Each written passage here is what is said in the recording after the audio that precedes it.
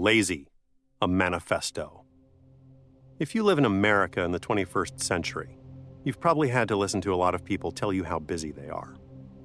It's become the default response when you ask anyone how they're doing. Busy, so busy, crazy busy. It is, pretty obviously, a boast disguised as a complaint. And the stock response is a kind of congratulation. That's a good problem to have, or better than the opposite. This frantic, self-congratulatory busyness is a distinctly upscale affliction. Notice it isn't generally people pulling back-to-back shifts in the ICU, taking care of their senescent parents, or holding down 3 minimum wage jobs they have to commute to by bus, who need to tell you how busy they are. What those people are is not busy, but tired, exhausted, dead on their feet. It's most often said by people whose lamented busyness is purely self-imposed. Work and obligations they've taken on voluntarily, classes and activities they've encouraged their kids to participate in.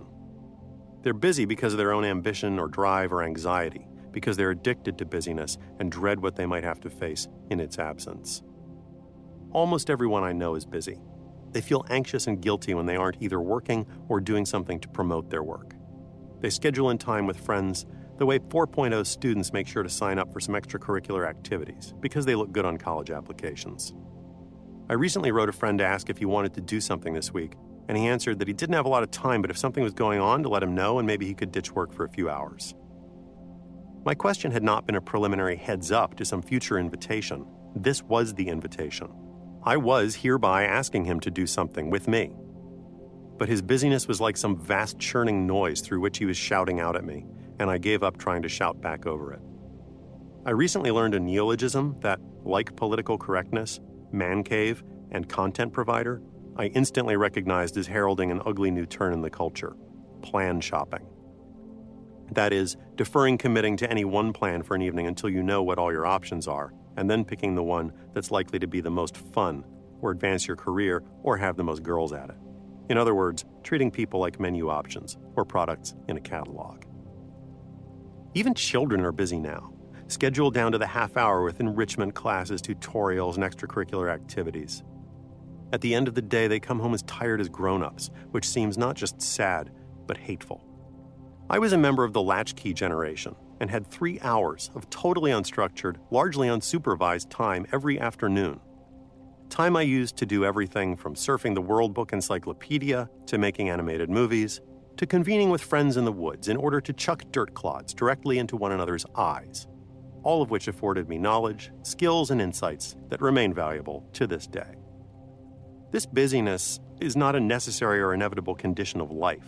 It's something we've chosen, if only by our acquiescence to it. I recently Skyped with a friend who'd been driven out of New York City by the rents and now has an artist's residency in a small town in the south of France. She described herself as happy and relaxed for the first time in years. She still gets her work done, but it doesn't consume her entire day and brain.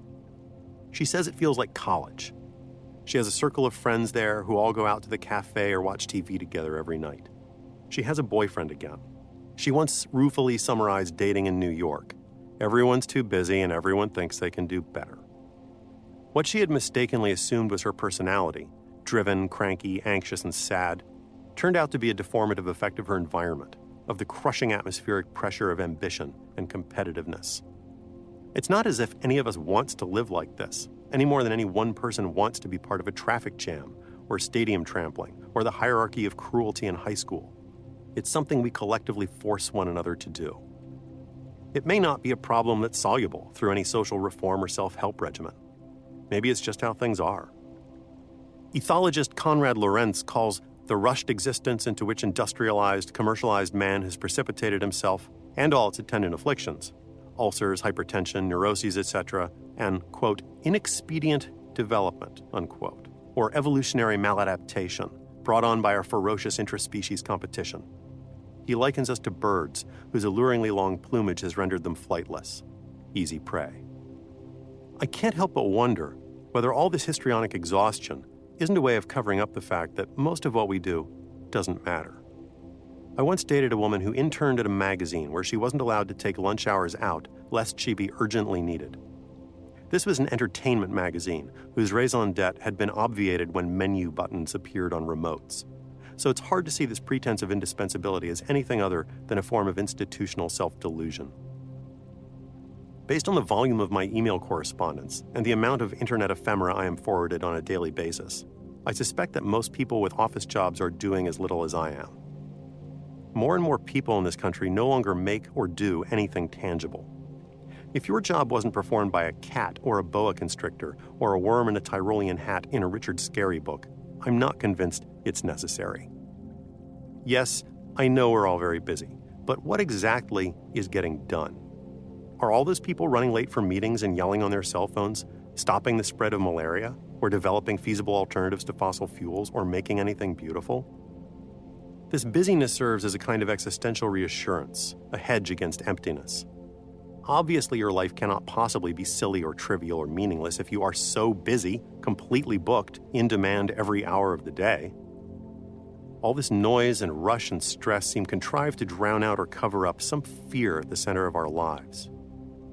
I know that after I've spent a whole day working or running errands or answering emails or watching movies, keeping my brain busy and distracted, as soon as I lie down to sleep, all the niggling quotidian worries and big-picture questions I've successfully kept at bay come crowding into my brain like monsters swarming out of the closet the instant you turn off the nightlight. When you try to meditate, your brain suddenly comes up with a list of 1,000 urgent items you should be obsessing about, rather than simply sit still. One of my correspondents suggests that what we're also afraid of is being left alone with ourselves. I'll say it. I am not busy. I am the laziest, ambitious person I know. Like most writers, I feel like a reprobate who does not deserve to live on any day that I do not write. But I also feel like 4 or 5 hours is enough to earn my stay on the planet for one more day. On the best ordinary days of my life, I write in the morning, go for a long bike ride and run errands in the afternoon, and see friends, read, or watch a movie in the evening. The very best days of my life are given over entirely to uninterrupted debauchery, but these are, alas, undependable and increasingly difficult to arrange. This, it seems to me, is a sane and pleasant pace for a day. And if you call me up and ask whether I won't maybe blow off work and check out the new American Wing at the Met, or ogle girls in Central Park, or just drink chilled pink minty cocktails all day long, I will say, what time? But just recently, I insidiously started, because of professional obligations, to become busy. For the first time in my life, I was able to tell people with a straight face that I was too busy to do this or that thing they wanted me to do. I could see why people enjoy this complaint. It makes you feel important, sought after, and put upon. It's also an unassailable excuse for declining boring invitations, shirking unwelcome projects, and avoiding human interaction. Except that I hated actually being busy. Every morning my inbox was full of emails asking me to do things I did not want to do, or presenting me with problems that I had to solve. It got more and more intolerable until finally I fled town to the undisclosed location from which I'm writing this. Here, I am largely unmolested by obligations. There is no TV. To check email, I have to drive to the library. I go a week at a time without seeing anyone I know. I've remembered about buttercups, stink bugs, and the stars. I read a lot. And I'm finally getting some real writing done for the first time in months. It's hard to find anything to say about life without immersing yourself in the world, but it's also just about impossible to figure out what that might be, or how best to say it, without getting the hell out of it again.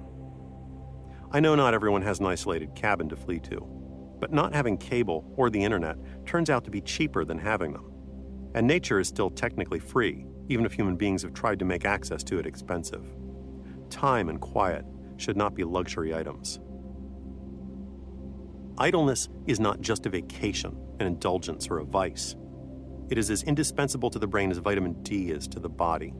And deprived of it, we suffer a mental affliction as disfiguring as rickets. The space and quiet that idleness provides is a necessary condition for standing back from life and seeing it whole, for making unexpected connections and waiting for the wild summer lightning strikes of inspiration. It is, paradoxically, necessary to getting any work done. Idle dreaming is often the essence of what we do, writes Thomas Pynchon in his essay on sloth. Archimedes' Eureka in the bath, Newton's apple, Jekyll and Hyde, the benzene ring. History is full of stories of inspirations that came in idle moments and dreams. It almost makes you wonder whether loafers, gold brickers, and no accounts aren't responsible for more of the world's great ideas, inventions, and masterpieces than the hardworking. The goal of the future is full unemployment, so we can play.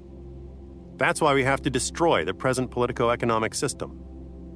This may sound like the pronouncement of some bong-smoking anarchist, but it was in fact Arthur C. Clarke, who found time between scuba diving and pinball games to write Childhood's End and think up communication satellites.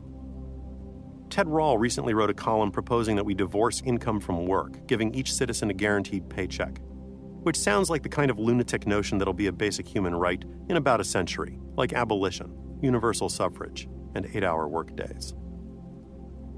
I know how heretical it sounds in America, but there's really no reason we shouldn't regard drudgery as an evil to rid the world of, if possible, like polio. It was the Puritans who perverted work into a virtue, evidently forgetting that God invented it as a punishment. Now that the old taskmaster is out of the office, maybe we could all take a long smoke break. I suppose the world would soon slide to ruin if everyone behaved like me. But I would suggest that an ideal human life lies somewhere between my own defiant indolence and the rest of the world's endless frenetic hustle. My own life has admittedly been absurdly cushy, but my privileged position outside the hive may have given me a unique perspective on it. It's like being the designated driver at a bar. When you're not drinking, you can see drunkenness more clearly than those actually experiencing it. Unfortunately, the only advice I have to offer the busy is as unwelcome as the advice you'd give the drunk. I'm not suggesting everyone quit their jobs. Just maybe take the rest of the day off. Go play some skee ball. Fuck in the middle of the afternoon. Take your daughter to a matinee. My role in life is to be a bad influence, the kid standing outside the classroom window making faces at you at your desk, urging you to just this once, make some excuse and get out of there. Come outside and play. Even though my own resolute idleness has mostly been a luxury rather than a virtue, I did make a conscious decision a long time ago to choose time over money, since you can always make more money. And I've always understood that the best investment of my limited time on earth is to spend it with people I love. I suppose it's possible I'll lie on my deathbed regretting that I didn't work harder, write more, and say everything I had to say. But I think what I'll really wish is that I could have one more round of Delancey's with Nick, another long late-night talk with Lauren, one last good hard laugh with Harold. Life is too short to be busy.